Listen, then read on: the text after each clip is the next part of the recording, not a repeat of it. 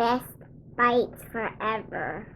Hey, what's up everyone? In this video, I'm making my contribution to quarantine cooking, these delicious fried raviolis. If you haven't already subscribed, go ahead and do so now, and let's rock it out. I'm starting off here with some artichoke hearts that I found in my pantry. I'm also going to be using some breadcrumbs along with some mozzarella cheese and a few other things. We have some Parmesan cheese, some frozen Italian-style meatballs, some sun-dried tomatoes, some pepperonis, and some wonton skins that were living way in the back of my freezer. That was an egg, and that is some leftover tomato sauce that I have. Actually, I think it's half of a can of petite diced tomatoes. There are a few more ingredients going on to this, so make sure that you stick around. I went ahead and heated up those meatballs, and I have added them into my food processor. I'm counting like 14 in there.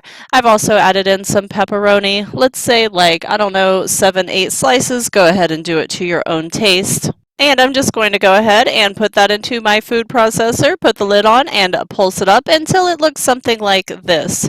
I'm going to put that over to the side in a separate bowl and start with another part of my filling. So I've added in that jar of artichoke hearts, which I did drain, along with probably about 1/4 cup of Parmesan cheese because that's all that I had at the time.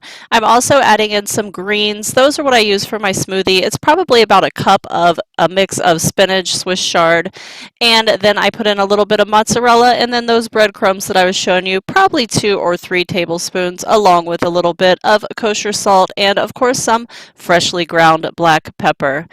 I'm also going to add in a teaspoon of dried oregano. If you happen to have fresh oregano, go ahead and make that a tablespoon, because if you're doing fresh to dry, you would do 3 times as much. I did 1 teaspoon of dry, so we'll do 1 tablespoon of fresh. I added my egg in there, and here I have about 6 ounces of softened cream cheese. I'm going to go ahead and put the lid on and mix that all together, and let's go ahead and take a look at what we have here. I'm adding it into this bowl, and then I'm going to mix that meat mixture. So the meat mixture has completely cooled off at this point, just so you know. Do not add hot meat into your, softened cream cheese and all that stuff. We don't want a melty mess. We want something that we can actually put into our wonton skins. So after I fried my first one, I decided to go ahead and add some garlic. So I did add in about a teaspoon, maybe 2 teaspoons of garlic, and mix it up again.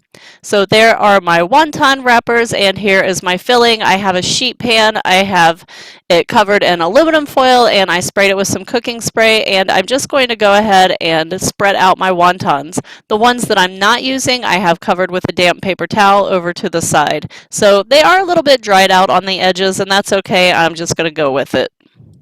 So I have these nice and out on my sheet pan, lined up like little soldiers, and I'm just going to go ahead and start putting some filling into the middle. While I do love to have a ton of filling in my wontons, there's also a fine line between too much filling, because if you put in too much, they're going to burst open while you're cooking them. So once I get a little dollop of filling onto the center of each one, I'm going to go ahead and start putting my eggs right onto one side of each one and folding them over. So I like to do like one whole step at a time. So I put all of my wontons out, I put the filling on all of them, I'm doing the egg wash on all of them and folding them over, and I did that one up there like a little package just for fun. You see it up there in the corner. I think I'm going to pick it up and show it to you here in a second.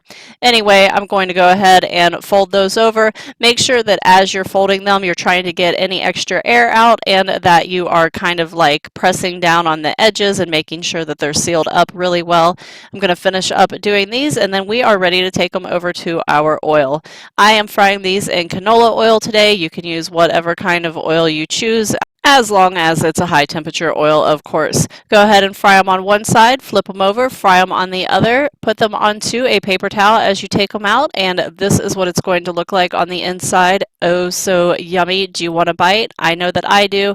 I went ahead and I saved that marinara sauce, or that half a can of diced tomatoes, whatever it was, and I put it over on the side for dipping, and that is it. Hey, if you haven't subscribed already, now would be a great time. Thank you so much if you already are subscribed for stopping by today, and yeah, I will see you guys in the next video. Happy cooking, everyone.